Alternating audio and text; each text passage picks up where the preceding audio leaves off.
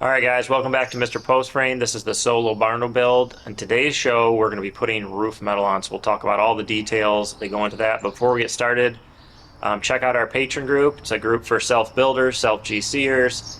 We do lives, we bring on guests. It's a great community of other people just like yourself. We also have design services. Back40buildings.com is our design service.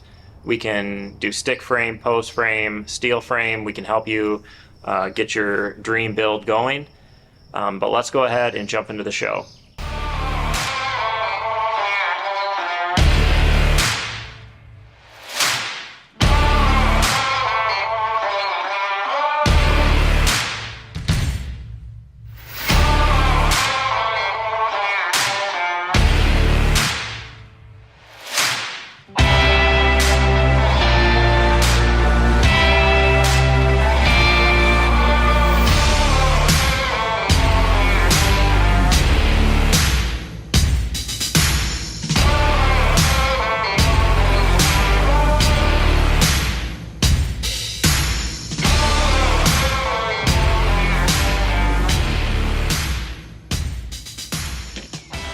Alright guys, we are going to get ready for steel. It's supposed to be 5 to 10 mile an hour winds today, so I'm going to try to do roof metal today. I'm going to be the only one on the roof. I think my dad is going to come up and help me slide sheets up there, but step one is I'm going to make a 16-foot basket. Now I have my skid steer that has a 14-foot pin height, so I'm going to come up a little short, so I might have to do one piece at a time. I'm not sure.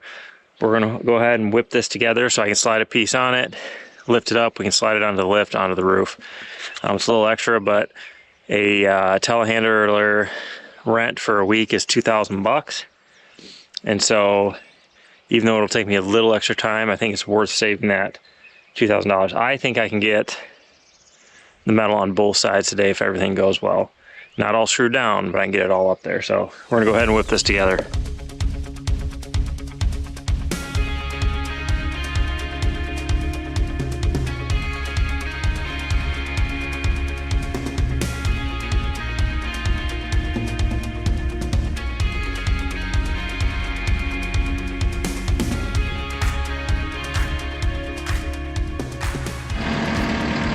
So you can see, now that I got this basket made,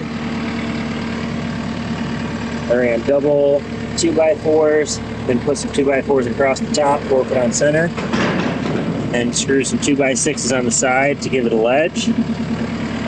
Strapped it to my skid steer. Got some runners right there, so it can't slide side to side. You can put multiple pieces on here or just one. I'm going to start out with one, see how it goes, and then we'll go from there. Alright guys, so I have my basket made, which is right there. Got all my paper on. Got to put my drip edge on, which will tuck underneath this. It's just a gutter apron that I'm using. If you're using standing seam, you use a style D that comes out and has a lip so you can hook it on. Once I get that done, I will have to snap lines where my purlins are so that I know where to screw. I like my screws to go down into the purlin, so it's supposed to be 5 to 10 mile an hour winds all day. I hope that to be true. So I'm going to get going. I'll show you how this first one goes on. So here the trim is. This is your gutter apron. You can see that this goes up on the roof, that's what you nail to, and this goes down, and then your gutters tuck up underneath this. It has a hem right here on the edge. You can specify the pitch of your roof, so they will bend it to that. Mine's 612, so now we just slide that up there, nail it down, and then I'll show you how we attach our next piece to this.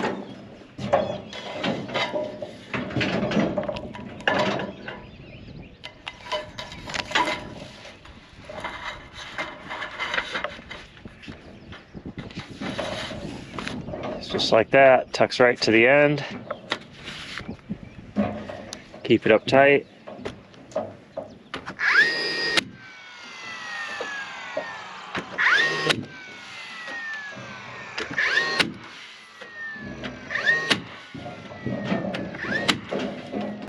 I'm just using a narrow crown stapler.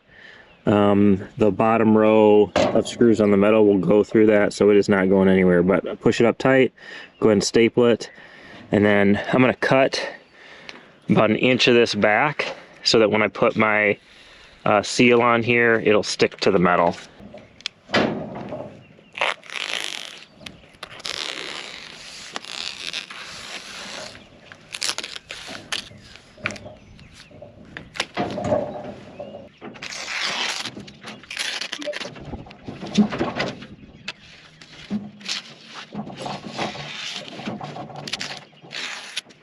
So now the next one,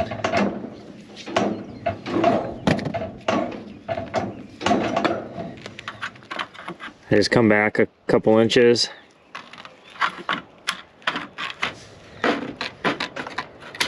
make an angled cut, have to move down. So make that angle cut like that, open up the hem, and then you're going to slide this over. And the reason I started at this end is that way when you're coming in the driveway, you'll never be able to see any of these seams. You're not going to be able to anyway because the gutter, but it's just something I always like to keep in mind. If I can, there are situations where you can't do that.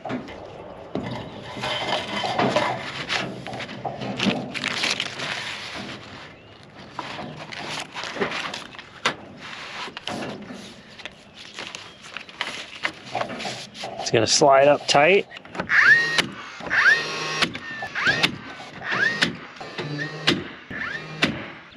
Then we're just going to continue doing that all the way down. Once I get that done, I'll come back and I'll roll my seal out. All right, guys, so the seal I'm going to use, and this one's an M seal. Instead of an inside closure, I'm going to use an M seal.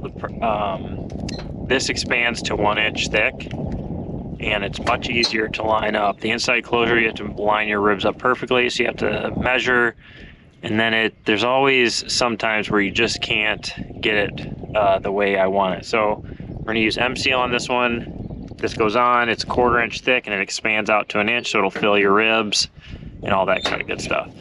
All right, so we're all ready for steel. I've got my lines chalked, but I measured up my 2 foot on center all the way. I do that in the middle and at the end, and then I snap chalk lines. So you can see my blue lines.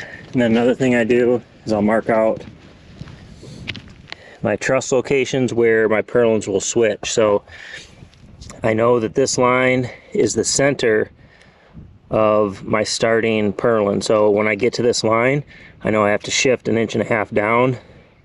When I get to the next line, I go back up to this, so on and so forth, all the way down. So it's time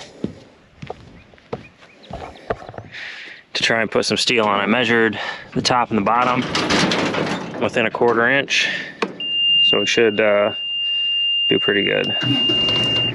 All right, guys, so we're all prepared. We have our drip edge on, we have all our lines snapped. The building is as square as the building's gonna get because there's plywood on there. So this is one of the hardest things to do if you're a perfectionist like me. As you're running your steel, you want those edges of steel to line up perfectly. The fact is, if this fascia has any movement in it at all, those edges might not line up just perfect every time. So what I've started to do is make a board like this.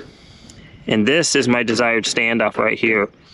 And so what I do is I leave my fascia off, screw this in, put my steel on, and I let it slide down and hit right here. And then that holds it right where I want it. I've measured across the bottom of my roof and across the top, and I'm within 1/4 inch. So as long as I start pretty square, I should end pretty square. Once I get about 1/3 away from the end, I'll start measuring back to see if I need to cheat the top or bottom, left or right, to make it line up good. So this building is 64 feet. I have 18-inch overhang on each side, so that gets me 67 feet. So my ribs are 9-inch on center, so at 66 feet, I have a rib, and then at 66 feet 9 inches, I have a rib. my corner has a 4 1/4 inch coverage, so hypothetically it should work out perfect. That's what I'm hoping. So those are always things you got to think of. If your building isn't a multiple of 3, you got to figure out if your corner trims are going to make it over a rib. The last thing you want is your rib to line up right where your trim needs to be. If that happens, you're going to have a custom trim made. So we're going to get this mounted, and then we're going to put our first piece of steel up here, get it as squared up as we can, and then head across. So we need, I think we just line it up just at the bottom of that trim, and then that'll keep it consistent, not that it'll matter. And then just snug those up.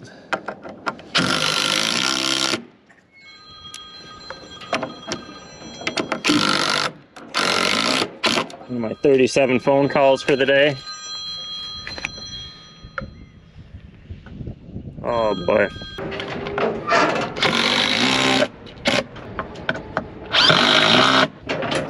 So we should be able to slide that piece over. Good. So you can see, I just lined that bottom board. I cut that the dimension I wanted it. And then we'll just put our steel up here and slide it down until it hits this, and then we can screw it in.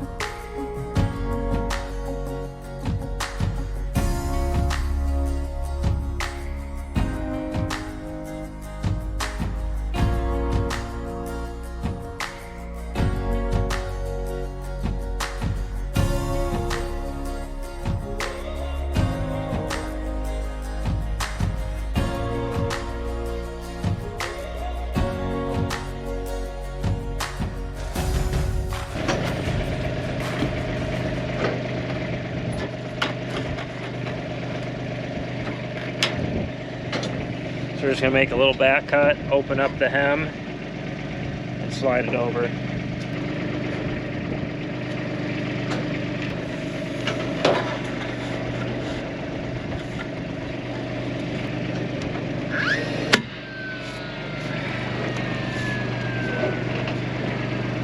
Guy wants me to fully GC his build.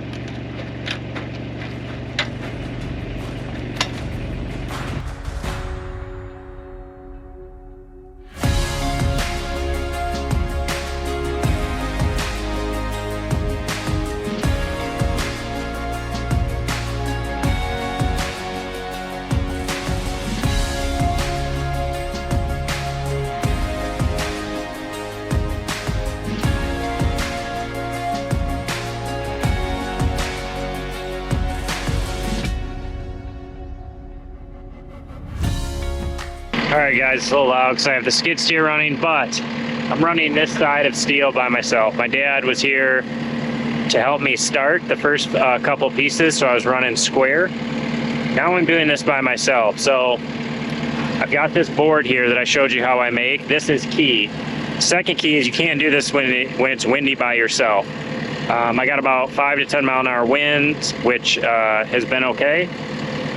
So I'm gonna get my lift up to about here, but I don't want to go higher than that, because when I pull the sheet of metal off my basket, I don't want it to come and hit the metal bar and dent it. So instead it'll just slide off onto this piece right here. So it takes me about 10 minutes per piece to load it, bring it up, get it fastened, and then go to the next one.